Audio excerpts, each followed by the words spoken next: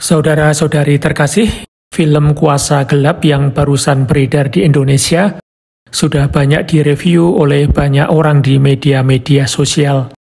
Dalam video kali ini saya tidak akan mereview film tersebut, namun hendak mengatakan satu hal bahwa pelaksanaan eksorsisme jauh lebih kompleks dan memiliki sejarah dan tradisi yang panjang dalam gereja Katolik. Fenomena yang ditampilkan dalam film Kuasa Gelap membantu kita untuk menyadari bahwa kuasa gelap atau kuasa setan itu benar-benar ada dalam kehidupan manusia.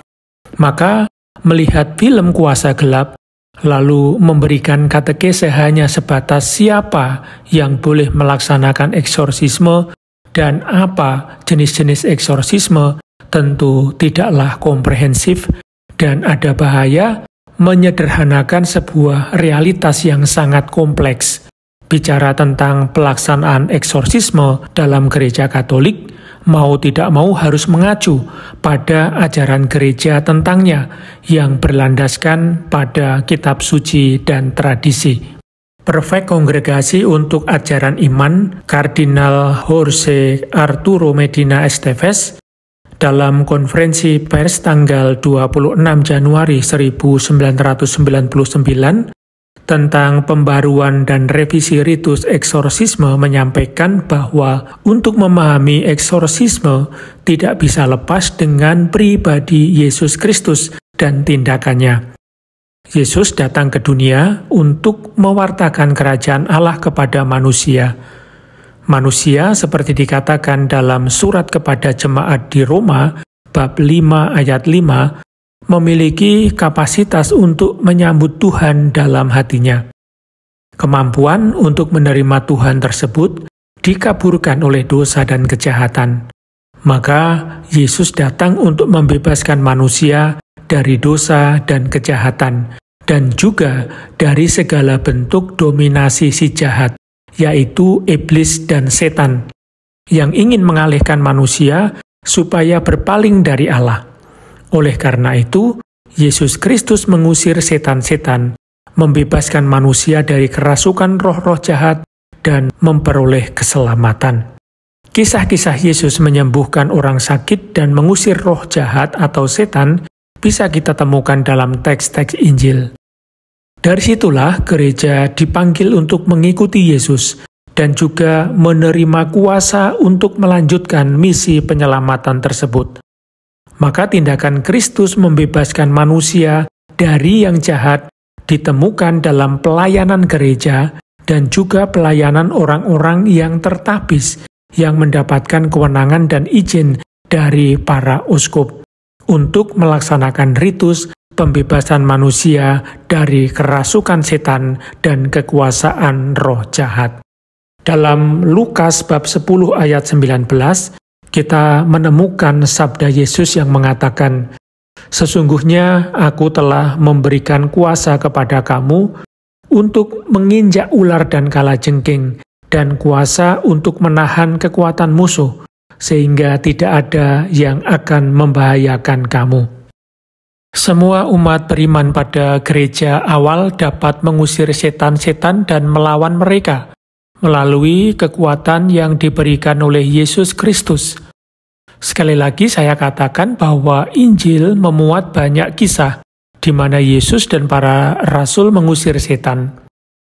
Yesus sendiri berkata, "Tanda-tanda ini akan menyertai orang-orang yang percaya. Mereka akan mengusir setan-setan demi namaku. Mereka akan berbicara dalam bahasa-bahasa baru bagi mereka. Mereka akan memegang ular, dan sekalipun mereka minum racun maut, mereka tidak akan mendapat celaka. Mereka akan meletakkan tangannya atas orang sakit, dan orang itu akan sembuh." Pada masa kekristenan awal, setiap orang percaya dengan iman yang benar dapat melakukan pengusiran setan berdasarkan apa yang disebut sebagai karisma pribadi. Santo Justinus Martir dan juga Tertullianus memberikan kesaksian tentang praktek tersebut. Yang pertama menyatakan bahwa orang-orang Kristen mampu menyembuhkan orang-orang yang kerasukan setan, memerintahkan mereka dalam nama Kristus Dan dengan demikian membuat setan-setan yang merasuki manusia menjadi tidak berdaya. Yang kedua menyatakan bahwa atas perintah setiap orang Kristen, setan yang tunduk pada hamba-hamba Tuhan dan Kristus keluar dari tubuh manusia dalam keadaan kebingungan. Pada abad-abad selanjutnya, dengan berkembangnya monastisisme, perjuangan melawan iblis menjadi tujuan utama para rahib atau biarawan, seperti Santo Antonius Abbas, Santo Benediktus dari Nursia, dan Santo Martins dari Tours melakukan eksorsisme. Santo Benediktus dianggap oleh beberapa orang sebagai santo pelindung para pengusir setan. Hal ini bisa kita temukan dalam medali maupun salib Santo Benediktus yang sangat terkenal itu, yang memuat singkatan-singkatan yang merupakan bentuk pengusiran setan yang dihubungkan dengan Santo Benediktus. Ini adalah contoh medali Santo Benediktus, di mana di sana ada tulisan CSBB, singkatan dari Crux Sancti Patris Benedicti, atau Salib Suci Santo Benediktus, lalu CSSML, Crux Sacra Sit Mihi Lux, Salib Suci Jadilah Cahayaku. Kemudian juga ada tertulis NDSMD, Non Draco Sit Mihi Dux, jangan biarkan iblis menjadi pemimpinku. Kemudian ada tulisan VRS, Vadere Terus Satana, pergilah setan. Juga ada tulisan NSMV, Num Quam Suade Mibi Vana, jangan membuatku tertarik pada kesombongan. Ada tulisan SMGL, Sun Mala Kue Libas, minumanmu jahat.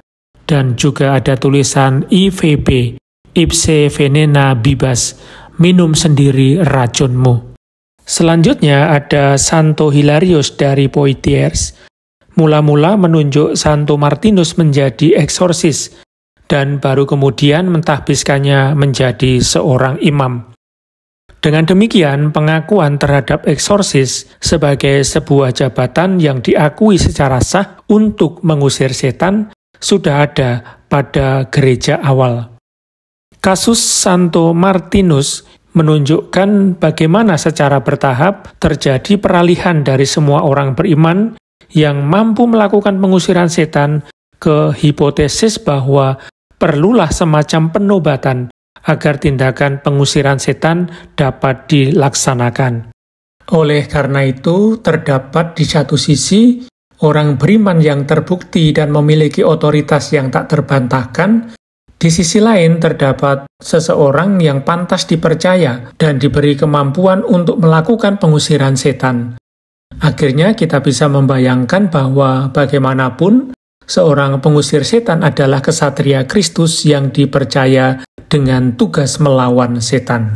Lalu pada tahun 416 Masehi, Paus Innocentius I menulis surat kepada Decenzio, Uskup Gubbio, yakni daerah Perugia, Italia, yang meletakkan dasar bagi peraturan pengusiran setan selanjutnya.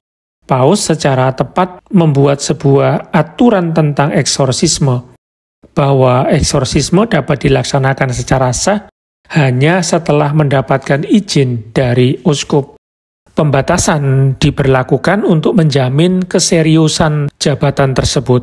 Kewaspadaan para uskup sungguh diperlukan untuk mencegah para peramal atau penyihir yang bertugas mempermalukan gereja dan mencelakakan orang-orang yang kerasukan setan.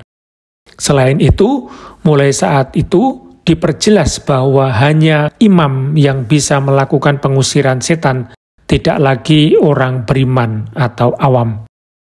Lalu antara abad ke-7 sampai abad ke-15 terjadi banjir formula pengusiran setan, termasuk rumus atau formula pengusiran setan Alcuin yang terkenal, yang dimasukkan dalam Misale Romawi Gallican, yang kemudian sebagian masuk ke dalam ritual Romawi yang diumumkan secara resmi pada tahun 1614.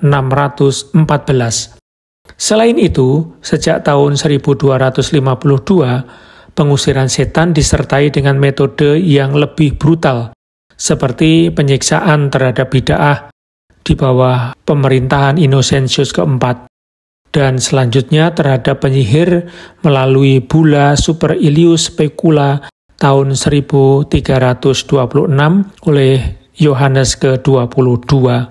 Kemudian ada Heinrich Kramer dan Jakob Sprenger menerbitkan Malleus Maleficarum pada tahun 1486, sebuah karya yang lahir dari kebutuhan untuk memberantas ilmu sihir di Jerman. Malleus adalah risalah demonologis yang sebenarnya sebuah manual bisa dikatakan yang ditujukan kepada para pengusir setan. Lalu Konsili Trente menjadikan pengusir setan bagian dari tabisan kecil atau tabisan rendah. Tabisan kecil atau rendah tersebut terdiri dari berkat yang diberikan gereja melalui ritus liturgi di mana secara tegas mohon rahmat Allah untuk mengusir si jahat. Lalu pada tanggal 15 Agustus 1972, Paus Paulus ke-6 mengeluarkan surat apostolik Motu Proprio yang berjudul Ministeria Quaedam, menghapus tabisan minor atau tabisan rendah ini, yang kemudian oleh beberapa orang disayangkan, karena dengan menghilangkan tabisan kecil tersebut, menghilangkan senjata dalam berperang melawan iblis. Namun, anggapan tersebut kurang tepat karena tabisan kecil sendiri belum dikenal pada awal-awal gereja. Selain itu, tabisan kecil atau rendah tersebut bukan bagian dari sakramen, namun sakramentali yang ditetapkan oleh gereja. Maka meskipun tabisan rendah telah dihapuskan, kekuatan pengusiran setan atau eksorsisme tidak berkurang sama sekali. Kuasa perintah, iman, dan doa dari para imam akan menjadi sumber kekuatannya atas setan. Lalu sejak zaman pencerahan hingga saat ini, kepercayaan pada setan sebagai realitas yang nyata semakin melemah. Orang menganggap mereka sebagai nilai-nilai yang paling simbolis, memperlakukan mereka sebagai sugesti alam bawah sadar, ciptaan pikiran yang terbelah dan sakit. Materialisme historis, saintisme yang merajalela, ateisme yang sombong dan sia-sia telah membawa rasionalisme ke tingkat yang ekstrim, menggeser penggunaan nalar dari tingkat transenden ke tingkat mekanistik rendahan. Saksi atas jatuhnya iman ini adalah Romo Gabriele Amor, seorang eksorsis keuskupan Roma yang sangat terkenal.